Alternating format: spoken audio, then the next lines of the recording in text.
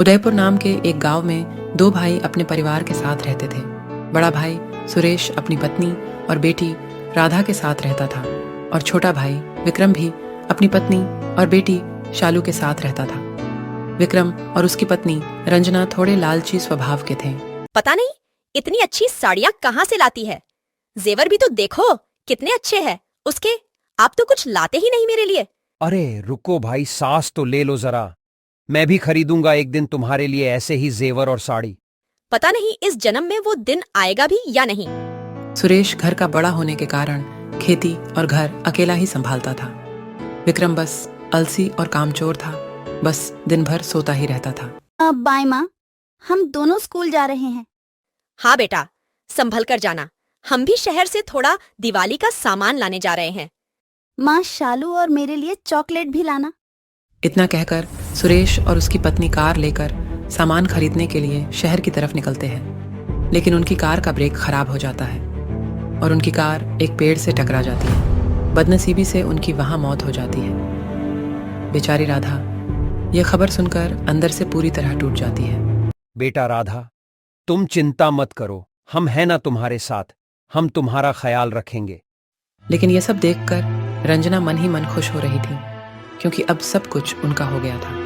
देखो, दोनों मर तो गए, लेकिन ये मुसीबत हमारे सर पे छोड़ गए। ऐसी बातें क्यों कर रही हो तुम रंजना? ये भी तो हमारी बेटी जैसी ही तो है ना। है तो संभालो तुम ही इस मुसीबत को, मैं नहीं कुछ करने वाली। बेचारी राधा अभी अपने दुख से बाहर भी नहीं निकली थी, उससे पहले ही रंजना ने अपना रंग दिखाना शुरू कर दिया था।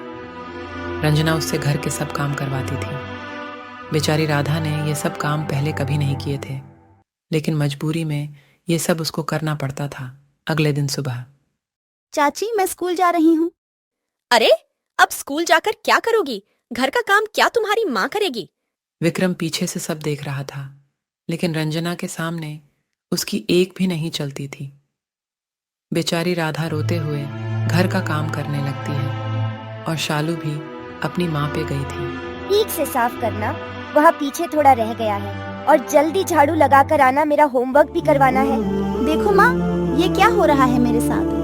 आप होती तो ऐसा कभी नहीं होता। क्यों आप मुझे छोड़कर चले गए? मुझे नहीं रहना यहाँ, मैं भी आपके पास आना चाहती हूँ। परेशान होकर राधा भी खुदकुशी करने निकलती है। रास्ते में उसे एक बूढ़ी औरत मिलती है। क्या हुआ बेटी, क्यों रो रही हो? तुम्हारे माँ बाप कहाँ हैं? फिर राधा उस बुढ़िया को सब बता देती है और बुढ़िया को राधा पे दया आती है। उसके बाद बुढ़िया अपने हाथ से कंगन निकालकर राधा को देती है। बेटा, ये जादुई कंगन है, इससे तुम्हारी सब परेशानी ठीक हो जाएगी। राधा खुश होकर वहां से घर चली जाती है। कहाँ मर गई थी? इतना काम पड़ा है घर में, अब जल्दी जल्दी बर्तन साफ करके खाना बनाओ, शालू को भूख लगी है। इतना कहकर रंजना वहां से चली जाती है। राधा अब देखना चाहती थी कि यह सच में जादुई है कि नहीं। ये जादुई कंगन, मेरी मदद करना, ये सब बर्तन साफ कर देना। अरे, ये तो सच में जादुई कंगन है, सब बर्तन साफ हो गए। राधा जादुई कंगन की मदद से खाना भी बना लेती है। रंजना आकर देखती है तो क्या, राधा ने सब काम कर दिया था। वह आश्चर्यचकित हो जाती है, इतनी जल्दी कैसे हो गया। उसके बाद शालू भी अपना होमवर्क उसको करने बोलती है। राधा वो भी कंगन की मदद से एक झटके में करती है। अब राधा बहुत खुश थी। अब रंजना और शालू को राधा पर शक होने लगता है। राधा, तुम ये सब काम इतनी जल्दी कैसे कर रही हो? सच सच बताना, क्या जादू है तुम्हारे पास? नहीं तो इतना मारूंगी कि तुझे तेरी माँ याद आ जाएगी। नहीं नहीं चाची, कहाँ, मेरे पास कुछ भी नहीं है। कुछ तो है तुम्हारे पास, या कोई तो तुम्हारी मदद कर रहा है।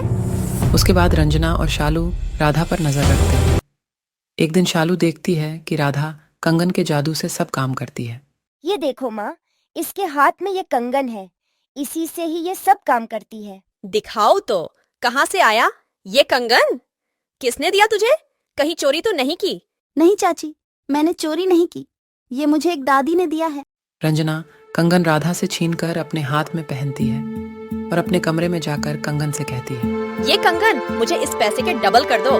लेकिन कंगन का जादू उल्टा पड़ जाता है और पैसों के पत्थर बन जाते हैं। रंजना डर जाती है। हाय राम, ये क्या हो गया? मेरे तो सारे पैसे पत्थर बन गए। क्या जादू किया इस चुड़ैल राधा ने? फिर रंजना डर के मारे वह कंगन राधा को देती है। कंगन को फिर से पाकर राधा खुश हो जाती है। उसके बाद रंजना ने राधा को कभी भी तंग नहीं किया। राधा भी अब स्कूल जाने लगी थी और ज़रूरतमंद को कंगन की मदद से मदद करती है।